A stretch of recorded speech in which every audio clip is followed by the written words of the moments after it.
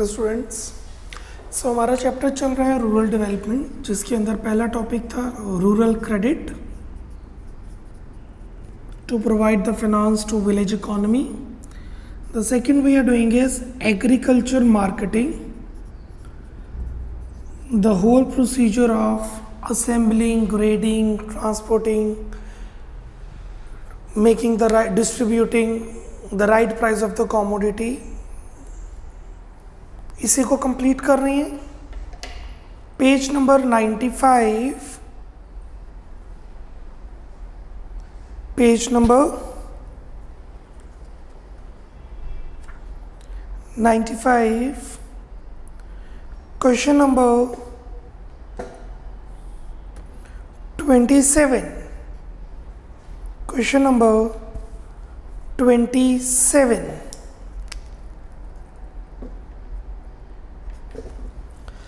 Mention some obstacles that hinder the mechanism of agriculture marketing and create a need for the government to interfere in this sector।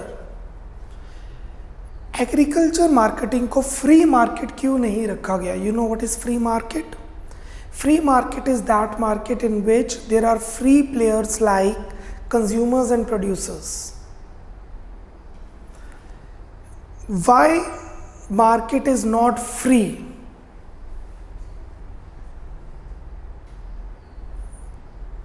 Why government has to interfere in this? Let's see. Some obstacles that hinder the mechanism of agriculture marketing are hinders रोकना, क्यों उसे free market में नहीं रखा गया और काफ़ी सालों तक रखा गया, क्यों गवर्नमेंट को इंटरफेरेंस की ज़रूरत पड़ी? 1. Faulty weighing and manipulation of accounts by traders which result in exploitation of farmers when they sell their products to traders. Faulty weights, exploitation of the farmers through weights. Farmers do not have proper storage facilities to store their produce for selling later at a better price. Hence, they are forced to sell even at lower price to save the produce from decaying. Distress sale. You can write number 2 के bracket में distress sale, DISTRESS, DISRESS, distress sale. Third, due to lack of knowledge about the prices prevailing in the market, farmers are forced to sell their produce at the lower prices. Unknowledgeable, less knowledge. अब इन सभी चीज़ों के लिए government को interfere करना पड़ा market में। Question number 28, जब हम ये टॉपिक कर रहे थे आपको कहा था ये क्वेश्चन में हम करेंगे agriculture marketing systems, various channels, जो कि ऑलरेडी गिवन है। पेज नंबर 90 पे हमने ये टॉपिक स्किप किया था, एमर्जिंग ऑल्टरनेट मार्केटिंग चैनल्स, ये वही क्वेश्चन है। What are the alternative channels available for agriculture marketing? Give some examples. Alternative marketing channels were developed to bring the farmers in direct contact with the consumers. These channels help in increasing farmers' share in prices paid by the consumers. Some examples of these channels are अपनी मंडी, राजस्थान पंजाब में है अपनी मंडी, farmers वहाँ आते हैं और सीधा consumers वहाँ पर जाते हैं या रिटेलर्स वहाँ पर जाते हैं, तो बीच में ब्रोकर्स की कमीशन नहीं पे होती, जिस वजह से फार्मर्स को उसका बेनिफिट मिलता है। हदसपुर मंडी पुणे, रायतू बाजार fruit market in Andhra Pradesh, उज्वर सैंडीज Tamil Nadu, ये कुछ एग्जांपल्स हैं। Further, several national and multinational fast food chains are increasingly entered into contracts alliance with farmers to encourage them to cultivate farm products of the desired quality by not only providing them the seeds but also assured procurement of the products at pre-decided prices। इस paragraph को underline कीजिए। बहुत सारी fast food chains आ रही हैं, जो बड़ी बड़ी चेन होटल्स हैं, रेस्टोरेंट्स हैं, मैकडीज, KFCs, वो फार्मर्स को बोलते हैं कि ये प्रोड्यूस करना है, हमें इस क्वालिटी का चाहिए, आपको प्रोडक्शन का इतना प्राइस मिल जाएगा, हमारे से सीड्स लीजिए, हमारे से प्रोड्यूस लीजिए। So this is the alternative channels they have.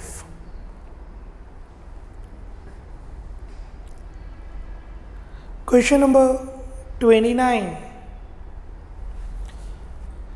Do you think various measures taken by the government to improve agriculture marketing are sufficient? Government ने एग्रीकल्चर मार्केटिंग को ठीक करने के लिए 4 चीज़ें की हैं.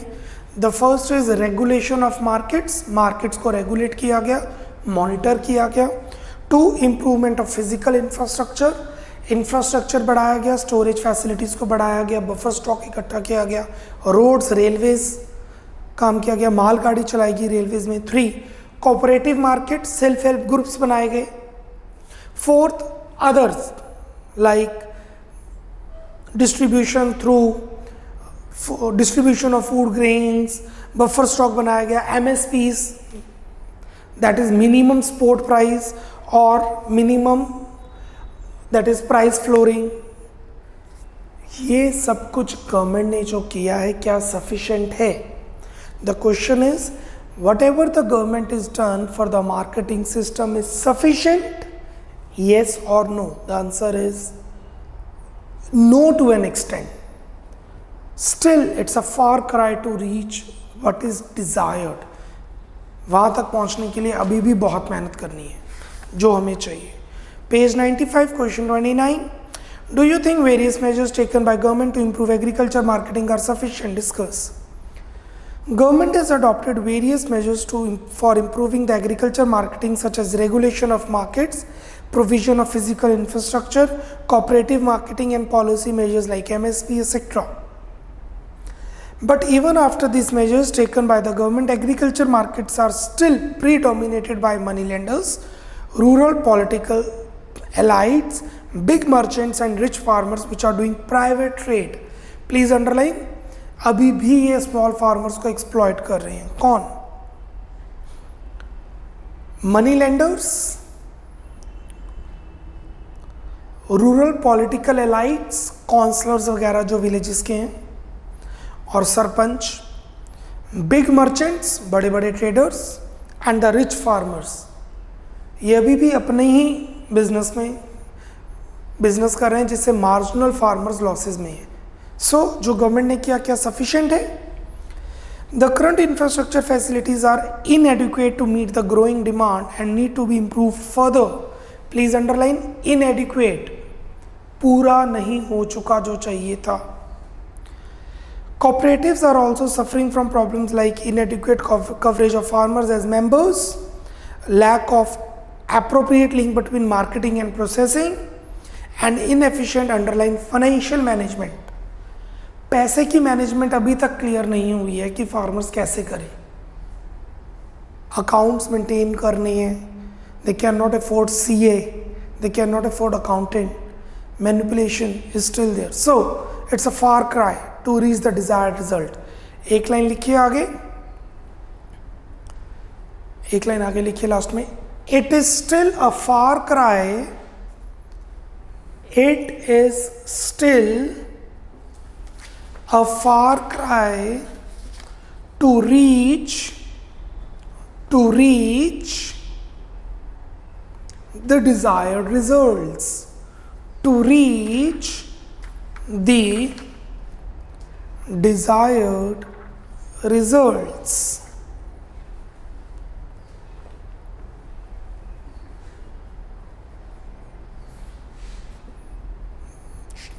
Moving on.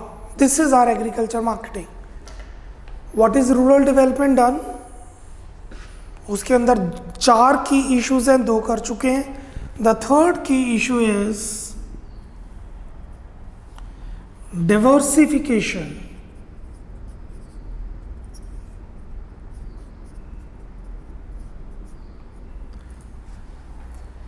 से जो रूरल डेवलपमेंट, अगर रूरल एरियाज़ को डेवलप करना है, विलेज इकोनॉमी को डेवलप करना है, तो डिवर्सिफिकेशन की बहुत ज़्यादा ज़रूरत है. क्योंकि जो एग्रीकल्चर है वो एक सीजनल ऑक्यूपेशन है. 12 में से 6 महीने काम किया, 8 महीने काम किया, और बाकी महीने बहुत कम काम होता है. अब वो पढ़े लिखे तो है नहीं कि कुछ सर्विस कर लेंगे, जॉब कर लेंगे, इंडस्ट्री सेक्टर में चले जाएंगे. तो क्या और ऑप्शंस हैं जो उन्हें करने चाहिए? उन्हें एजुकेशन, नॉलेज होनी चाहिए कि वो ये काम कर सकते हैं, या गवर्नमेंट उनको इनकरेज करे ये काम करने के लिए. Page 91. Diversification of agriculture activities. Diversification means diversify करना, आगे change होना. It implies the provision of alternate employment opportunities for the labor force engaged in agriculture. Diversification is an emerging challenge in the context of rural development. It has two aspects. Diversification of crop production, जिस crop की आप production कर रहे हैं उसको थोड़ा change कर लीजिए. डिवर्सिफिकेशन ऑफ प्रोडक्टिव और नॉन फार्म एक्टिविटीज़, फार्म से नॉन फार्म की तरफ शिफ्ट कर लीजिए. So underline alternate employment opportunities for the labor force. I repeat, alternate employment opportunities for the labor force. Labour force के पास और अपॉर्चुनिटीज हो काम करने के लिए. So diversification of crop production. How to diversify to crop production? If you are producing one crop for the next year, diversify it or produce the product in which there is less employment. This implies a shift from single cropping system to multiple cropping system. In India, where subsistence farming is still dominant, what is subsistence farming? Not a commercial farming. Selling just for self-consumption and a very less margin of profits. It may also mean a shift from subsistence farming to commercial farming. Please underline. Subsistence farming से commercial farming में shift करना, single crop से multiple crop में shift होना. Diversification of crops is important because it will minimise the risk occurring due to failure of monsoon, minimise the market risk arising due to price fluctuations. ये दो चीजें से हम बचेंगे. 2. Diversification of non farm activities. This implies a shift from crop farming to other areas of production activities like animal husbandry, fisheries, horticulture. Diversification into productive activities is important because it reduces the risk from agriculture sector. Disguised unemployment खत्म होगी. What is disguised unemployment? The person thinks they are working, basically they are not. काम कर रहे हैं but production नहीं आ रही, productivity नहीं हो रही. Provide sustainable livelihood options to people living in villages. Provide ecological balance. So what is diversification? To from single crop to multiple crop और substance farming to commercial farming. Second, shifting from farming activities to non farming activities. जरूरत क्या diversification की? Why diversification is important? जैसा काम चल रहा है चलने देते हैं. Why diversification is important? Agriculture sector is based on seasonal activities. Most of agriculture employment activities are concentrated in Kharif season, but during Rabi season, in the areas where irrigation facilities are inadequate, it becomes difficult to get gainful employment. What is Kharif season and Rabi season? Kharif season होता है जब बारिश का time होता है, जब India में पानी की प्रॉब्लम नहीं होती. उस टाइम पे एग्रीकल्चर सेक्टर एक तरह से बूम पर होता है, बहुत सारे लोगों को काम मिलता है. उसके बाद एक जेस्टेशन पीरियड, वेट का टाइम होता है, फिर हार्वेस्टिंग होती है, फिर आता है हमारे पास रबी सीज़न जहाँ पे विंटर क्रॉपिंग होती है, पानी की प्रॉब्लम होती है, इसीलिए बहुत कम लोग काम करते हैं. So please underline kharif season और kharif season. This is July to October, जुलाई अगस्त सितंबर अक्टूबर. Kharif season is July to October. Rabi season October to March. October mid होता है, October to March is Rabi season. अप्रैल, मई, जून, ये 3 महीने तो काम होता ही नहीं agriculture. So this is, agriculture is a seasonal work, and hence diversification is important. So there is a need to focus on allied activities. Allied means related, non-farm employment and other emerging alternatives of a livelihood. Also agriculture sector is already overcrowded.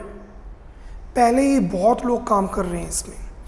A major proportion of increasing labor force needs to find the alternative employment opportunities in other non-farm sectors. Please underline overcrowded. Crowded.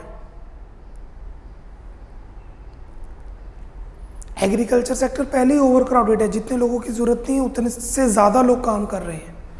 तो जो लोग फालतू में काम कर रहे हैं उनको definitely allied services related sectors में जाने की ज़रूरत है.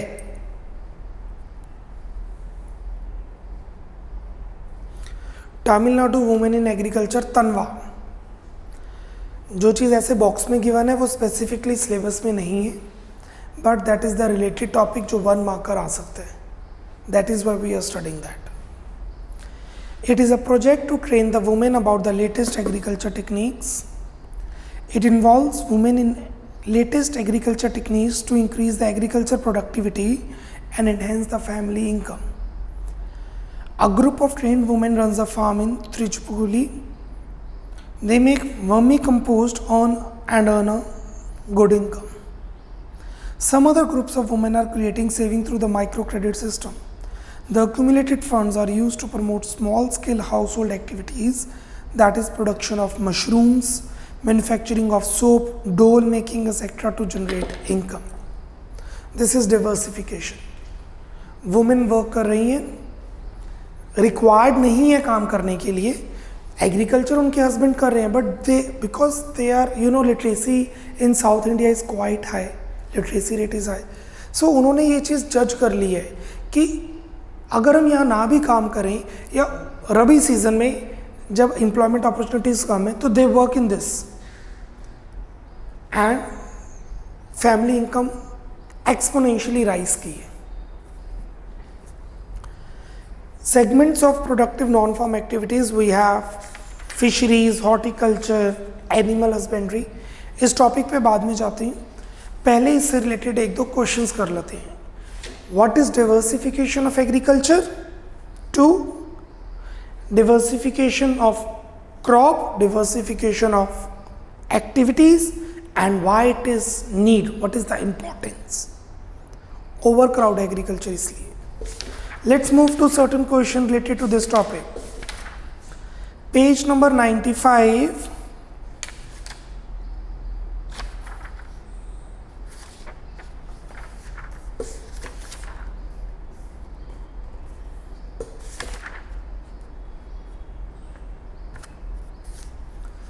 Question number 26. Page 95, question number 26. Why is agriculture diversification essential for sustainable livelihoods? What is sustainable? जिसमें fluctuations नहीं होती, which is required for all the human beings. जितना कंज्यूम करना चाहते हैं उतना कंज्यूम कर रहे हैं और कुछ फ्यूचर के लिए सेव कर रहे हैं. इंडिया में डिवर्सिफिकेशन की इमीडिएट रिक्वायरमेंट है ताकि फार्मर्स सुसाइड कम कर सकें.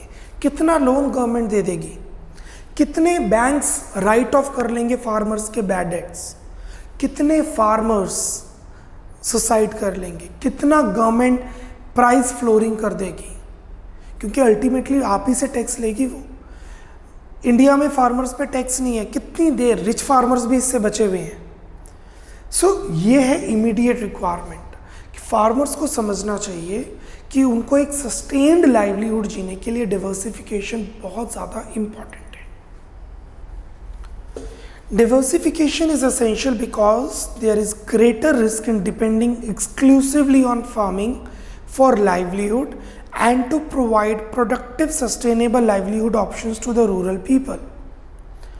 Most of the agriculture employment activities are concentrated in the Kharif season, while during the Rabi season, it becomes difficult to find the gainful employment in areas lacking in underlying irrigation facilities. पानी ही नहीं होगा तो agriculture कैसे करेंगे? Therefore, expansion into other sectors is essential to provide underlying supplementary gainful employment. Supplementary. Agriculture तो कर ही रहे हैं, और चीज़ों का बेनिफिट मिले. And in realising higher level of income for rural people to overcome poverty. वो जो विशियस सर्कल है पॉवर्टी का, उससे वो बाहर आ जाएंगे अगर फार्मर्स डाइवर्सिफिकेशन को यूज करें. Hence, there is a need to focus on allied activities, non-farm employment, and other emerging alternatives of livelihood for providing sustainable livelihood in the rural areas. Underline allied activities, sustainable livelihoods. Underline allied activities and then underline sustainable livelihoods. Cool. अब ये diversification में जो non farm activities हैं वो क्या है? Single crop से multiple crop is another thing. अगर आप एलाइड एक्टिविटीज पे जाते हैं, दैट मीन्स फार्म एक्टिविटीज से नॉन फार्म एक्टिविटीज में जाते हैं, वो कैसे पॉसिबल है? Let's study that. Page number 91. अब हम पढ़ने जा रहे हैं non farm activities. Rural development जो इंडिया करंट चैलेंज फेस कर रहा है, उसको अचीव करने के लिए, रूरल एरियाज को डेवलप करने के लिए डाइवर्सिफिकेशन में नॉन फार्म एक्टिविटीज कौन सी हैं? Non farm activities have several segments. Some poses healthy growth while other are substance. Underline substance means break even, low productivity propositions. The growth sector include agro processing industries. Agro processing industries के अंदर आ जाती हैं dog feed, dogs की जो feed होती है pedigree type, और fast food chains जो बनाती हैं, और फ्रोज़न फूड्स आ जाते हैं. Food processing industries, leather industry, tourism. Yes, tourism is also there, etc. The sectors which have the potential but seriously lack infrastructure and other support include traditional home-based industries like pottery, handlooms, craftsmanship. इसके अंदर तो seriously बहुत profits है, but infrastructure नहीं है, इसलिए जो artist हैं वो बाहर नहीं आ पा रहे. Some non-farm activities are discussed below. Number 1, animal husbandry. What is animal husbandry? Buffaloes, cows, goats, आप इनका ट्रेड कर सकते हैं. घर पे मिल्क यूज़ हो रहा है, थोड़ा बहुत मिल्क जो बच रहा है वो आप मार्केट में बेच रहे हैं अपने नेबर में, और आफ्टर दैट जब डेथ हो जाती है बफलो की तो उसको उसकी लेदर बेच सकते हैं, लेदर इंडस्ट्री को. In India, the farming community uses the mixed crop livestock farming system. Cattle, goats and fowl are the widely domesticated species. Livestock production provides increased stability in income, food security, transport, fuel and nutrition for the family without disturbing other food producing activities. और अगर आप villages में जाएंगे तो ये animals majority घरों में होते हैं. A significant number of women also find employment in the livestock sector. Livestock means animal sector. Milk production in the country has increased by more than 5 times in 1960 to 2009. 5 Guna, majorly due to green revolution. Bracket में लिखिए majorly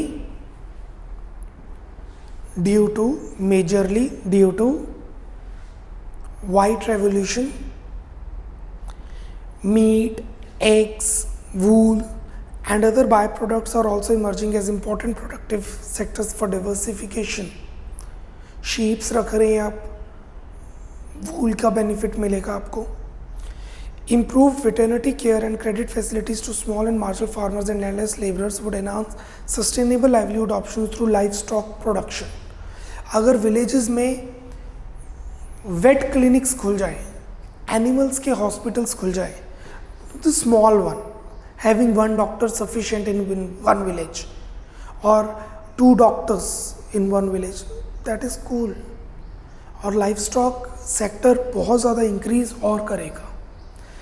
अब livestock sector बढ़ाना main objective नहीं है. Livestock sector अपने आप नहीं बढ़ेगा. हम लाइवस्टॉक सेक्टर को बढ़ाएंगे जिससे जो ओवर क्राउडिंग एग्रीकल्चर सेक्टर में वो कम हो जाएगी, जिससे रूरल विलेज इकोनॉमी डेवलप होगी इनडायरेक्टली. 2. फिशरीज. इंडिया में कोस्टल रीजन बहुत ज़्यादा है, starting from Gujarat to Maharashtra, Goa, नीचे आते हैं केरला, तमिलनाडु, उस तरफ ओडिशा. तो फिशरीज बहुत अच्छा है, काम किया जा सकता है. अब फिशरीज में भी 2, one for consumption need, other for घर पे जो फिशेस रखते हैं. और फिशरीज को अगर हमने कंज्यूम नहीं भी करना, बिकॉज इंडिया में काफ़ी वेज पर्सन है, तो फिशेस को सुखा के यूज़ किया जा सकता है हेंस की फीड के लिए, क्योंकि वो एग्स प्रोड्यूस करती है. So all are related terms. Kerala, Maharashtra, Gujarat, Tamil Nadu are the principal states in India where fisheries is an important source of livelihood in the rural areas. Technologies with improvement in sector has expanded. Presently, fish production from inlet sources such as river, lakes, natural aquatic ponds, streams contribute 64% of the total fish production, and the balance 36% is for marine sector like sea and oceans. Today total fish production is 0.8% of total GDP. Please underline 0.8% of total GDP. इतनी बड़ी country का इतना बड़ा coastal region है और GDP की production कितनी है फिशरीज की? सिर्फ 0.8%.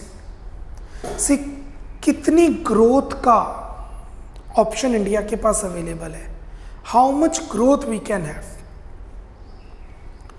The socio-economic status of fishermen is comparatively lower because uncontrolled underemployment, low per capita earnings, absence of mobility of labor to other sectors, indebtedness, high rate of illiteracy, inadequate credit facilities. अब loan farmers को तो मिल जाता है, but जो लोग fisheries में हैं उनको लोन नहीं मिलता है. Problem. Third, horticulture. What is horticulture?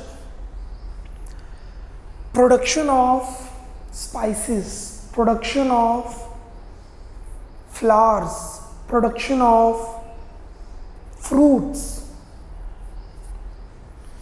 Due to varying different climate and soil conditions, India has adopted growing to diverse horticulture crops such as fruits, vegetables, tuber crops.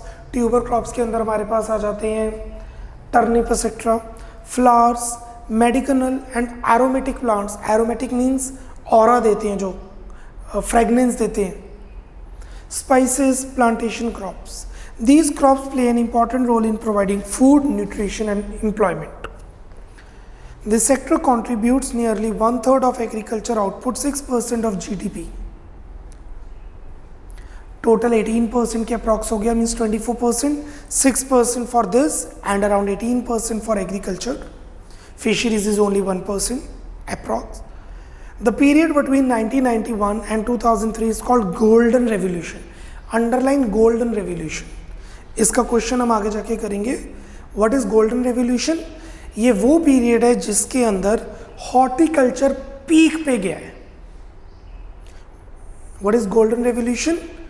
जब horticulture peak पे गया, जब flowers की production बहुत ज़्यादा रही है, India has emerged as a world leader in producing a variety of fruits like mangoes, bananas, coconuts, cashew nuts and number of spices. ये वर्ल्ड लीडर है, इंडिया में मैंगोज बनानास की प्रोडक्शन नंबर 1 पे है, and is the second largest producer of fruits and vegetables in totality. Economic condition of many farmers engaged in horticulture has been improved, and horticulture engaged has become the means of improving livelihood for many unprivileged classes and also for women.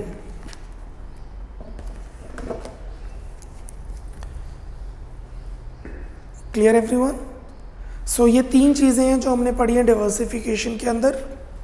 The first we have done is single crop से multi crop पे shift करना. Second, farm activities से non farm activities पे shift करना. Non farm activities में और भी बहुत कुछ है, जैसे हमने पढ़ा है processing units, packaging units, but जो मेजर हमने पढ़ा है जिसके अंदर बहुत ज़्यादा ग्रोथ के चांसेस हैं, अगर एक इंफ्रास्ट्रक्चर दिया जाए और अभी भी बहुत अच्छा काम कर रहा है, animal husbandry, fisheries, and then we have is horticulture, golden revolution.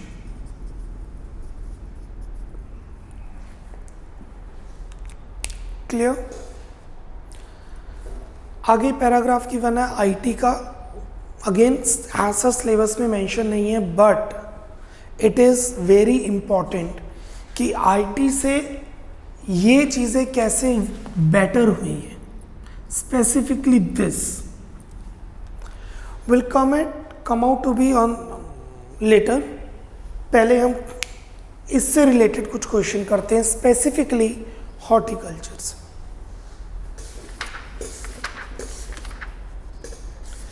Page number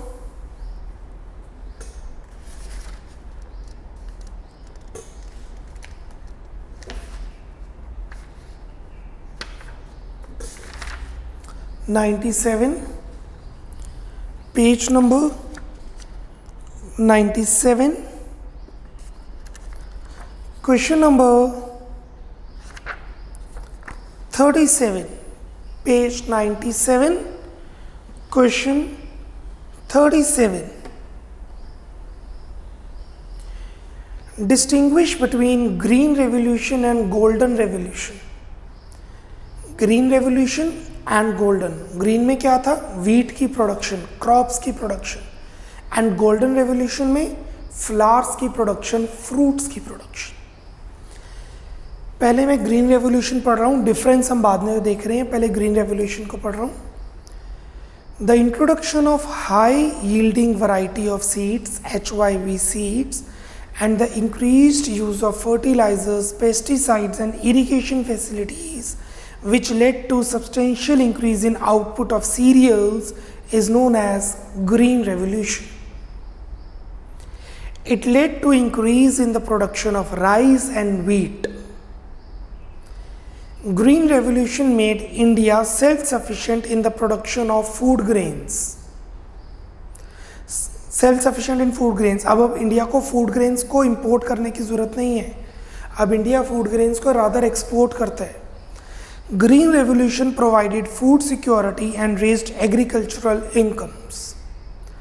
So Green Revolution से हम एक्सपोर्टर हो गए हैं, सेल्फ सफिशिएंट हो गए हैं फूड ग्रेन्स के लिए, बहुत इनकम बढ़ी है, राइस और व्हीट की प्रोडक्शन बढ़ी है स्पेसिफिकली, और फूड सिक्योरिटी इंडिया में आई है. क्यों आई है? HYV सीड्स और फर्टिलाइजर्स को यूज करने से. ईयर लिख सकते हैं, ग्रीन रेवोल्यूशन का ईयर लिख सकते हैं 1970s. 2 फेज थे, 65 to 75, 75 to 85, आप लिख लीजिए year 1970s।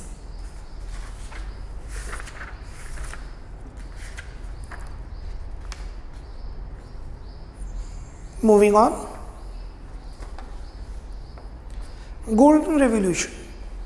The rapid growth in production of diverse horticulture crops such as fruits, vegetables, tuber crops, flowers, medicinal, aromatic plants, spices, plantation crops is known as Golden Revolution. ये आया है late 90s, 95, 96, 2000 के आसपास, late 90s. It led to increase in production of fruits, vegetable, flowers, aromatic, etc. Golden Revolution made India a world leader in the production of mangoes, bananas, coconut and spices. So Green Revolution से India self sufficient हो गया food security के लिए, और golden revolution से हम world leader हो गया बनानास, कोकोनट्स के लिए.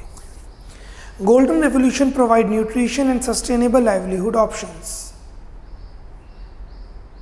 Year late 90s.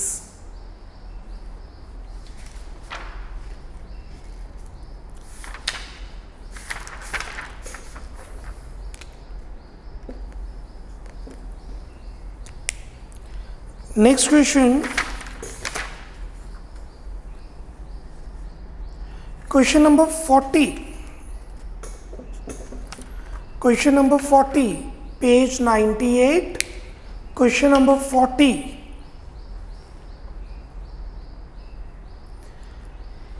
It is stated that Indian agriculture is no longer a subsistence occupation.